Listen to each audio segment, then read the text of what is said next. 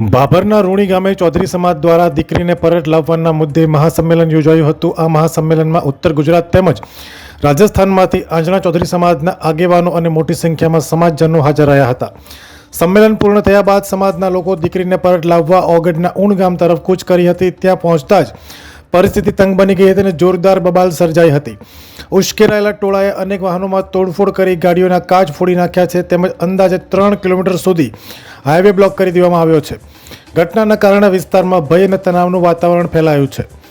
માહિતી મળતા જ પોલીસ તાત્કાલિક ઘટના સ્થળે પહોંચી હતી। ડીવાયએસપી અને પીઆઈ સહિતનો મોટો કાફલો ઘટના સ્થળ ઉપર તૈનાત કરવામાં આવ્યો હતો।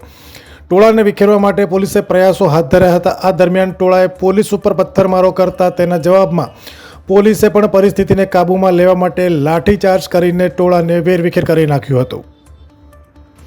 ઉલ્લેખનીય છે કે કિંજલ રબારીના પ્રેમ લગ્ન બાદ હવે ચૌધરી સમાજ પણ પોતાની દીકરીને પરત લાવવા માટે ભારે પ્રયાસો કરી રહ્યા છે। Bureau report, Tharad. અમે તમને આપીશું પળે-પળના સમાચાર। જો તમે અમારા નિર્ભય માર્ગ ન્યૂઝ ચેનલને સબસ્ક્રાઇબ કર્યું નથી તો અત્યારે જ નીચે આપેલા આઇકોન બટન પર ક્લિક કરીને સબસ્ક્રાઇબ કરો અને શેર કરવાનું ભૂલશો નહીં।